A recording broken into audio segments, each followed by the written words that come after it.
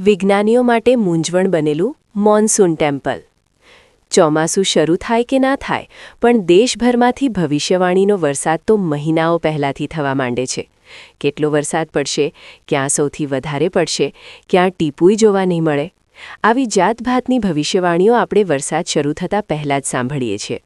પણ આપણે આજે જેની વાત કરવી છે એ કોઈ વ્યક્તિએ કરેલી ભવિષ્યવાણી નથી, પણ મંદિરની સચોટ વાણી છે. નેપાળની સરહદને અડીને આવેલું ભારતનું સૌથી વધુ વસ્તી ધરાવતું રાજ્ય એટલે ઉત્તર પ્રદેશ. આ રાજ્યમાં આવેલા કાનપુર શહેરથી લગભગ 36 કિલોમીટર દૂર ઘાટમપુરમાં બેહટા બુઝુર્ગ ગામમાં જગન્નાથ ભગવાનનું મંદિર આવેલું છે. આમ તો કાનપુરમાં એવી ઘણી ધરોહર છે જે વણખેડાયેલી અને ભેદી છે. આમાંનું જ આ જગન્નાથ મંદિર પણ રહસ્યથી ઓછું નથી. કેવી રીતે ખબર પડે?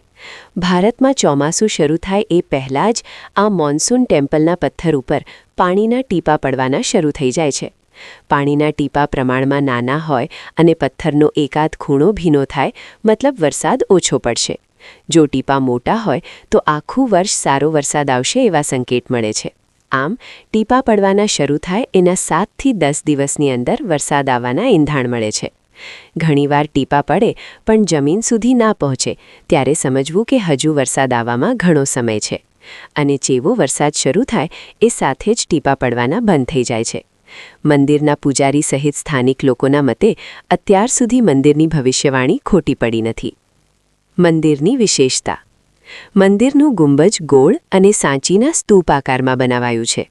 મંદિરમાં જગન્નાથની મૂર્તિ છે, એની ઉપરની છત પરનું પથ્થર ચમત્કારી છે અને આ પથ્થર જ ચોમાસાની સચોટ આગાહી કરે છે. હા, ઓડિશાના જગન્નાથ મંદિરથી આ જુદું પડે છે, કારણ કે ત્યાં જગન્નાથ સાથે બલરામ અને બહેન સુભદ્રાની મૂર્તિ છે, જ્યારે આ જગન્નાથ મંદિરમાં ભગવાન જગન્નાથ સાથે બલરામ બિરાજે છે.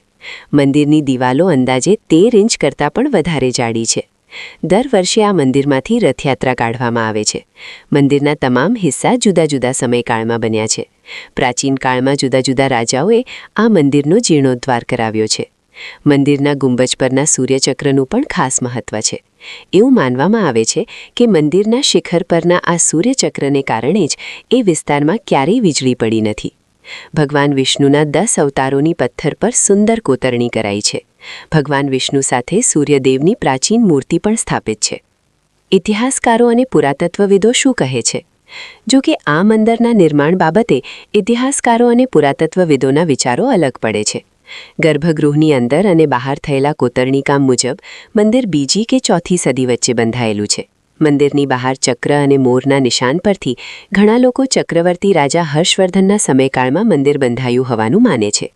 હા, કેટલાક ઇતિહાસકારો મોન્સૂન ટેમ્પલને 4000 વર્ષથી પણ વધારે પ્રાચીન ગણાવે છે. બસ એટલું જાણવા મળ્યું કે છેલ્લે 11મી સદીમાં મંદિરનો જીર્ણોદ્ધાર થયો છે. એ પહેલાં ક્યારેય શું થયું એની કોઈ માહિતી મળી નથી. વિજ્ઞાનીઓ પણ માથું ખંજાળવા લાગ્યા. શું મંદિરના ગુંબજમાં કોઈ ખાસ ટેકનોલોજીનો ઉપયોગ કરાયો છે જે ચોમાસાની આગાહી કરે છે? આ જાણવા માટે દેશ-વિદેશના ઘણા વિજ્ઞાનીઓ અહીં આવી ચૂક્યા છે. અનેક રીતે સંશોધન અને સર્વે કરવા છતાં આ રહસ્ય ઉકેલવામાં તેઓ સફળ થયા નથી.